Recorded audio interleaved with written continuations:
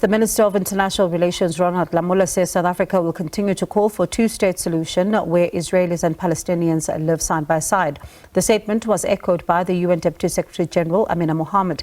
Lamola met with Dr. Mohammed in Pretoria today in an exclusive interview with Sophie Mokoena, SABC News International Editor. Dr. Amina Mohamed spoke about her visit to Lesotho and the current global challenges. What was the purpose of this visit? Well, to Southern Africa was actually to represent the SG at the bicentennial in Lesotho. That was a memorable opportunity to remember foundation of that whole nation, the Basotho nation, was done on the principles of unity, solidarity, peace.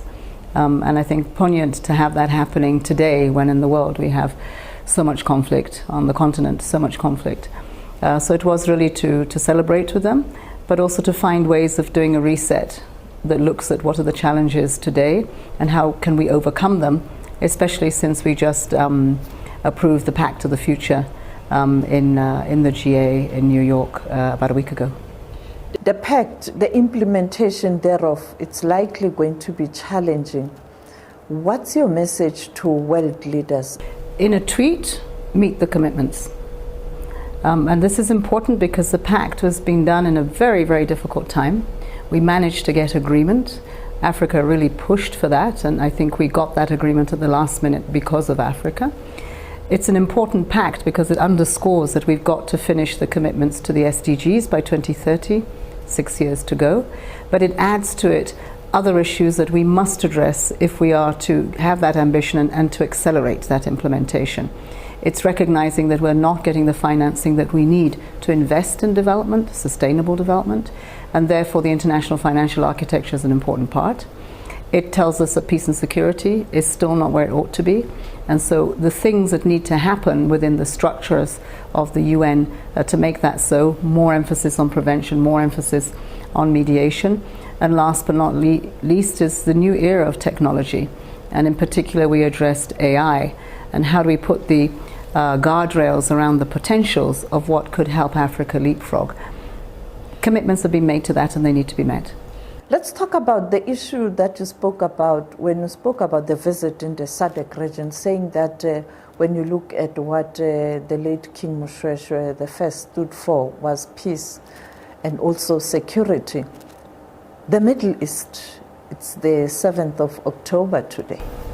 Yes, it is.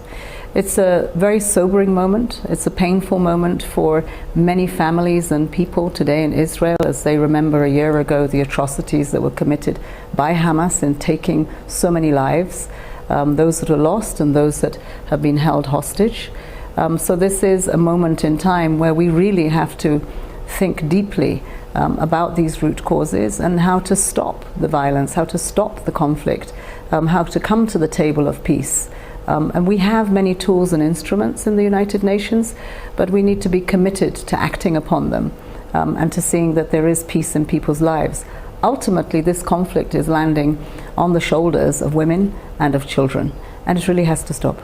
In Ukraine, you have a similar situation where the war is raging on. What is your view? It is. I mean, peace and leaders have not been able to bring the two sides together to find those pathways to peace, to find those pathways to returning to what the United Nations Security Council has said. And I think that, you know, this is long overdue. The worrying thing about it is that conflict is erupting everywhere. And the minute it's in another place, you know, the gaze of the world moves and you get less emphasis on the work that needs to be done to bring peace to Ukraine. I hope that we will continue, as we always do, in the Security Council, in the General Assembly, in the bilateral meetings that are had around the world to try to bring an end to that violence. You spoke about not looking away in terms of Ukraine. We have a similar situation in the DRC, but particularly Sudan. What is the UN doing to assist, you know, the warring factions to find one another and engage in peace talks? Well, there are many convenings that the UN, but also the African Union and other bilateral partners have put in place where we've tried to bring the two sides together. It's very difficult. And so far we have not succeeded in bringing that bridge where the two will communicate in such a way that they can implement the Jeddah agreement, which I believe everyone thinks that's the pathway to peace. It is important that the two parties really consider the impact of what has been done and have a cessation of hostilities, particularly since we see the atrocities again that are being committed on women, on children, on people in communities, that it is conflict-induced famine, which is unacceptable today, that the children of your people are starving. You see them so emaciated you would begin to think you were looking back to famines in years gone by in Africa. So it's important that we continue to try to convene those spaces. Member states do so. South Africa has just done so in the dialogue that they've had where they've tried to bring them together. So it's a continuous process. You know how long it took to bring an end to apartheid in this country. And these are the same things. I will say that, you know, for me, I believe that we need to have more women's leadership in these negotiations, in these opportunities to try to bring peace. We're not there.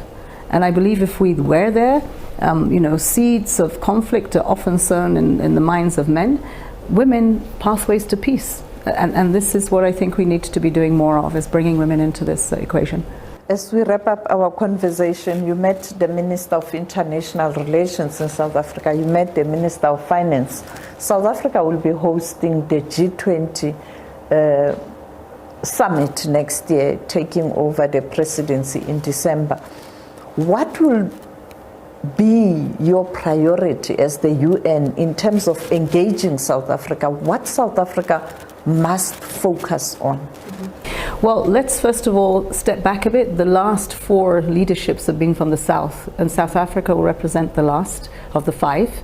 And it's very important that we consolidate on all the efforts that have been made by the Global South in order to get the issues of the developing world on the agenda, particularly the economic agenda, the global economic agenda. We will be expecting, as we have heard from President Ramaphosa at the General Assembly, a reinforcement of the agreements in the Pact on international financial architecture, focusing on many areas, including debt, access to credit, to the markets, so that we are able to get the investments, as everyone else is, to have the development of our power systems, the development of our food systems. So really focusing on the financing, focusing on what it means to have a just transition. We must underscore that just means that transition is not a quick fix. It is one that has to be invested in, and we have to look at the jobs that it will create, the peace, because once there is prosperity, people have less time to find the conflicts and more time to look at the hope and the aspirations that they have.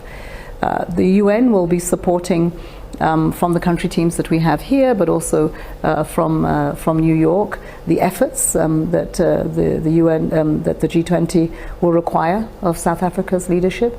I know that they've underscored that solidarity is one, inequalities is another, sustainable development. This shapes what will then give out to priorities for South Africa, and that we're very much looking forward to, so that we can continue to support you. The transformation of the multilateral institutions, particularly the ones that deals with issues of financing, is a thorny issue.